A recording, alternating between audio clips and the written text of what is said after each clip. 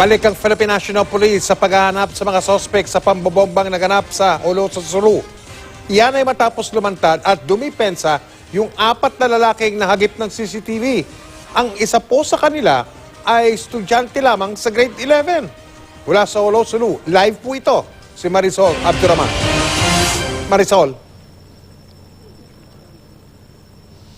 Mike, 2 sa 4 na itinuro ng PNP na nakuhanan nga sa CCTV na posibleng may kinalaman sa mga pagsabog sa simbahan sa Hulo, idineklarang wala palang kinalaman sa pagsabog.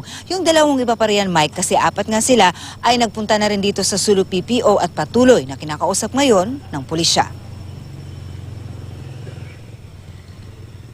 Kinilalang lalaking si Alshaber RB, grade 11 student, 18 taong gulang. Kasama niyang humarap sa pulis ang nakita sa CCTV na inabutan niya ng cellphone. Itinanggi ng 2 miyembro sila ng Adyang-Adyang ng Abu Sayyaf na hinihinalang nasa likod ng pagsabog sa Mount Carmel Cathedral noong linggo. Wala raw silang koneksyon sa teroristang grupo. Kumain lang daw ang 2 sa restaurant nang may sumabog sa cathedral. Gusto po nilang sabihin na hindi po sila masamang tao. Dala niya yung jacket niya. The teacher wearing a bull cap and having a red backpack. Andyan, dala din nila yung mga gamit na yun.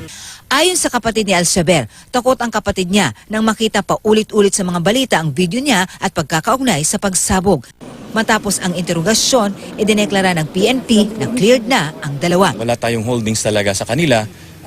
We would istatabi muna natin sila, but they also voluntarily said that willing silang pumunta dito, willing silang isubject themselves to any investigation if ipatawag sila.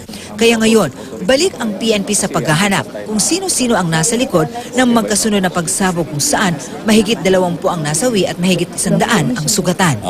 He is not Kama because the real person appeared to us voluntarily para mag-clear sa sarili niya.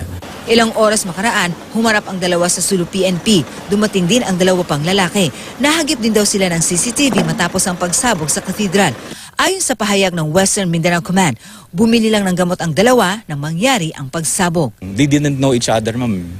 So yung sa grab doon ng CCTV, ano lang yun, nagkataon lang talaga sila, ma'am, na nandoon. Dahil pa rin sa lockdown, mahaba na ang pila ng mga sasakyan dito sa checkpoint. Sa katunayan, ang ilan nga sa mga sasakyan dito ay matagal lang nakatenga. Ang ilan nga sa kanila, alas 7 pa lang ng umaga ay nandito na. Ang sabi ng militar, kapag meron daw na ipakita ng mga ID, ay posible silang patuluyan. Pero dito sa ating mga nakausap, halos karamihan sa kanila ay merong mga ID pero hindi pa rin sila pinapasok ng Hulo. Mas mahigpit ang seguridad sa buong bayan ng Hulo.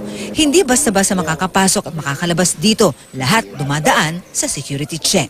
Isa-isa, and then yung identity nila, yung mga dala-dala nilang mga baggages, just to ensure na talagang wala nang mangyari ulit dito sa ating lalawigan. Yung mga wala namang gagawin rito, so in-avoid muna natin yan.